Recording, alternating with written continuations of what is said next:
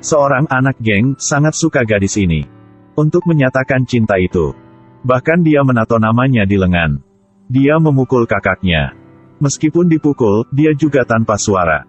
Tetapi, setelah si preman terlihat tato naga di badan dia, wajahnya diganti segala. Karena dia bertato banyak. Dibuktikan posisinya lebih tinggi. Dia bernama Oh Tae-sik. Dia sudah pernah orang tak takut apa-apa pun. Apalagi setelah mabuk. Kerusakannya lebih kuat. Orang yang pernah melawan dengan dia, tidak patah kaki maupun patah tangan. Orang-orang disebut dia ialah anjing gila. Pada salah satu kali melawan, dia tidak sengaja memukul seseorang sampai mati. Setelah itu, dia harus dipenjara selama 10 tahun. Tae-sik bertobat setiap hari di penjara. Ibu orang yang dipukul sampai mati, datang untuk mengunjunginya. Ibu orang itu menyadari dia sebenarnya adalah orang yang baik hati. Tidak hanya mengadopsinya, tetapi juga memberinya sebuah buku. Untuk dia menulis semua hal yang baik. Kata-kata dari ibu terukir di hatimu. Karena Belum pernah mengetahui rasaan keintiman di keluarga. Setelah tinggal 10 tahun di penjara. Akhirnya, Tae-sik sudah lupa semua yang terjadi pada masa yang lalu. Dia menulis beberapa yang dia akan dilakukan di buku kecil. Bahkan itu kecil seperti makan sebuah persik. Setelah makan, dia akan menandai garis miring di buku catatan. Sudah 10 tahun terpisah dari dunia. Semuanya di mata dia menjadi baru. Ketika mandi, melihat lemari modern di depan mata, dia sangat menarik dengan kunci elektronik. Staf datang, memarahi dengan dia. Saat staf sedang melipat handuk, mendengar suara Tae-sik masih berkicau di sana. Dia marah lagi. Ketika melihat tato di badan dia, staf itu takut sampai cegukan. Beres mandi, dia ketemu dengan mantan temannya, Changmu dan Yangki. Sejak dia masuk penjara, si Park pernah dipatah kaki oleh Tae-sik dan Cho Pan-soo, seorang pedagang pada saat itu. Mereka sudah bergabung sama dan menjadi gangster terbesar di kawasan ini. Changmu dan Yangki juga bergabung menjadi kekuatan mereka. Meskipun mereka sudah kaya, tapi diri dengan bos geng, Tae-sik, mereka masih merasa memalu-maluin. Mereka takut dia akan ditempati kawasannya. Jadi begitu, Tae-sik biasanya diawas dengan orang lain. Setelah kenal dengan teman-teman, Tae-sik kembali. Warung bunga Matahari Ibu Kim. Saat Tae-sik dibebaskan dari penjara, Ibu Kim sangat senang. Untuk selamat datang dia kembali. Saat makan malam, Ibu Kim terus menggulung daging yang dibakar untuk dia makan. Membuatnya hampir tersedak. Putri Ibu Kim yang duduk di samping cemberut mengejek. Karena dia kurang paham. Kenapa ibunya mendapat dia jadi anak angkatnya. Dia tidak mau mengakui saudara ini. Di mata dia hanya orang asing. Untuk menjadi seseorang biasa, Tae-sik ke rumah sakit untuk menghapus tato. Dokter berkata, jika dihapus, akan meninggalkan banyak bekas luka. Kelebihan, biayanya tidak murah. Ini adalah karya seni. Kenapa Anda mau dihapus? Tae-sik menjadi karyawan bengkel mobil. Hampir cari uang, hampir menghapus tato. Polisi diam-diam mengawasinya. Sekarang dia pada waktu pengawasan, jika bika apa yang jahat, nanti masuk ke penjara lagi. Di beberapa hari yang dekat, Cho Pan-soo mencalonkan diri sebagai kandidat. Dia berjanji nanti akan memperbaiki kawasan pasar untuk semua orang. Pedagang-pedagang di sini percaya dia. Tapi baru naik mobil. Ini mengerikan. Dia siap membangun pusat pedagangan. Karena warung bunga Matahari Ibu Kim tidak ingin pindah. Jadi konstruksi masih stagnan dan tidak bisa dilanjutkan. Dia panggil Changmu Yangki datang untuk rapat. Siapa bisa menyingkirkan Ibu Kim pindah warungnya? Nanti beri klub terbesar di kawasan ini untuk mengelola. Changmu tahu, Tae-sik dan Ibu Kim berhubungan dekat. Jadi diam dan tidak ide apa-apa pun.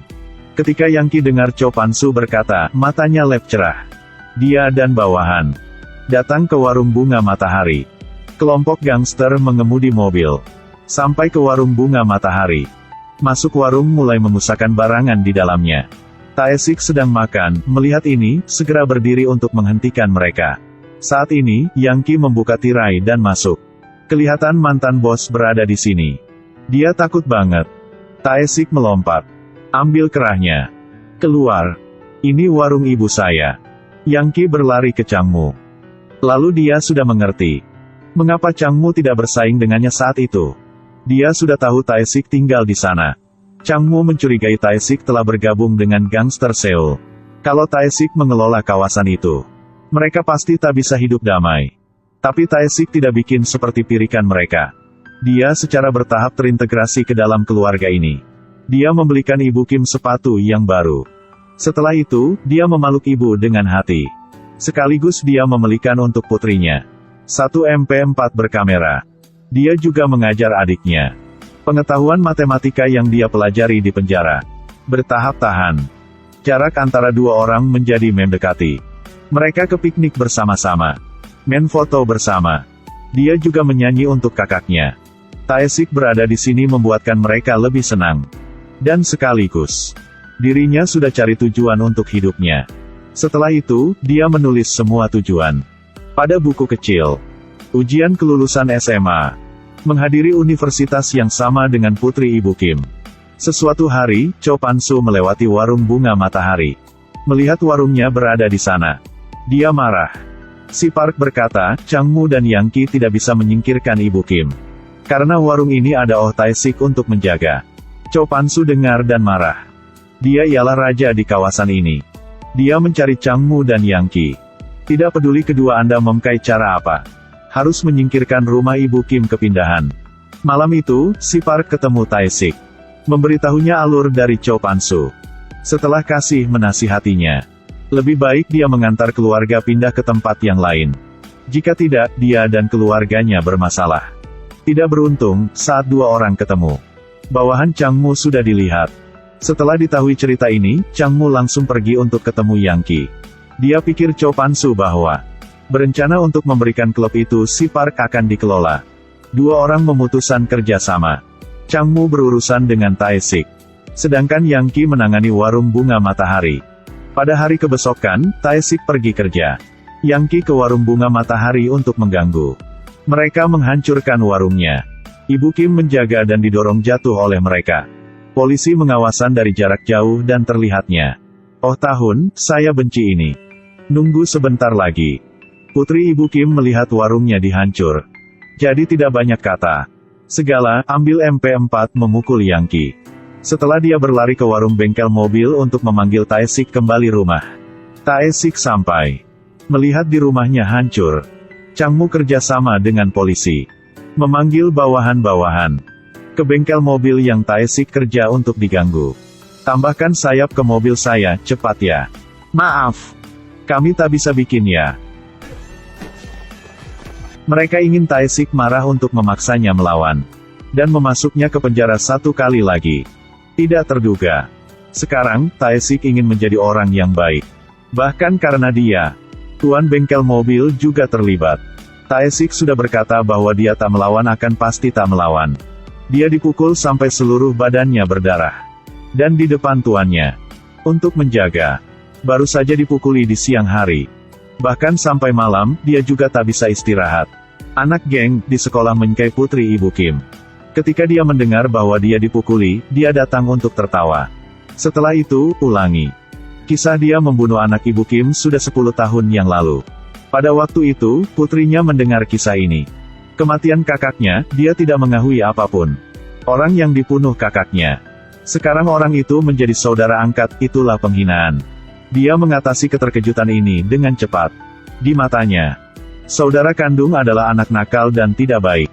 Seluruh hari hanya minta uang dari ibunya. Kalau tidak memberi uang, dia akan memukul ibunya. Dia lebih benci kakaknya. Setelah itu, dia memanggil Taesik ialah kakak dan mengampuninya. Keesokan harinya, Ibu Kim pergi ke Cho Pan-soo. Ibu menggunakan buku harian untuk mengintimidasinya. Anaknya pada tahun itu dipaksa oleh Cho Pan-soo untuk memukul Oh Taesik. Akhirnya, satu orang mati, satu orang masuk penjara. Tidak ada yang tersisa untuk bersaksi. Tetapi anaknya memiliki kebiasaan menulis buku harian. Di buku harian sudah menulis kisah ini. Tetapi dia tidak tahu bahwa buku harian ini sudah merugikan seluruh keluarganya. Keesokan harinya, putrinya pergi ke sekolah dan mematahkan kepala dengan batu bata. Ibu Kim pergi ke rumah sakit. Melihat putrinya dalam keadaan koma dan menyalahkan diri. Seorang yang kecil seperti ibu. Bagaimana Anda bisa menolak dengan bos gangster? Ibu memutuskan menjual warung bunga matahari. Malam, Tae-sik menurut Ibu Kim datang ke tempat Cho Pan-su untuk bicara dengannya. Cho Pan-su tertawa, ingin pergi juga bisa. Tapi harus ketinggalan satu lengannya. Untuk menjaga keluarganya.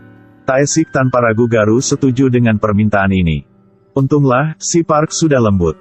Tendonnya tidak patah, hanya terluka aja. Buku harian di tangan Ibu Kim. Ancaman mutlak bagi Cho Pan-su.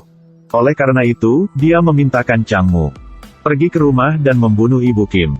Setelah mengambil sidik jarinya untuk ambil surat kepindahan tanah, dia membawa buku harian dan pergi.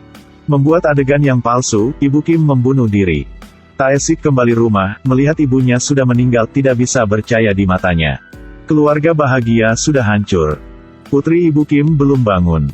Setelah beres permakaman, warung bunga matahari juga dihancurkan. Ketika Tae-sik sedang membersihkan barang-barang, terlihat anting-anting Changmu jatuh di lantai. Dia sudah paham, Ibu Kim bukan membunuh diri.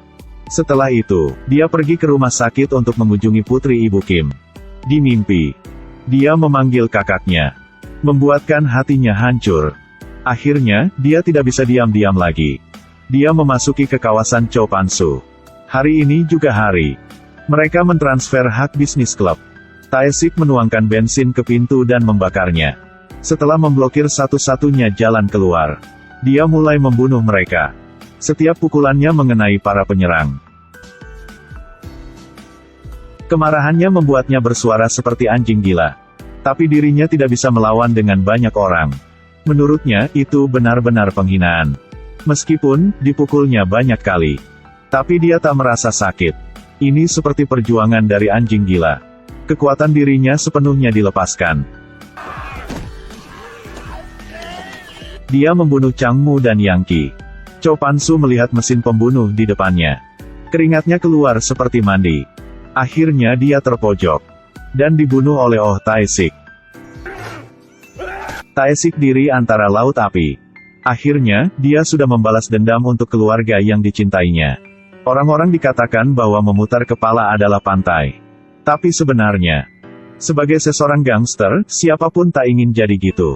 Nanti, putri Ibu Kim masuk universitas. Tetapi dibutuhnya selalu membawa buku kecil. Dia belajar dari Tae-sik. Menulis di buku apa yang dirinya ingin melakukan. Lelaki yang jahat sudah diganti. Satu hati ingin menghadap matahari, tapi mengapa begitu sulit? Buku harian ialah kehidupan. Adalah sisi jahat dari kepribadian manusia, dan juga orang-orang yang kesalahan. Ada semacam tragedi. Sebagai bunga matahari mekar pada malam. Ayo like dan share video itu ya. Nanti ketemu kalian pada video yang terus ya.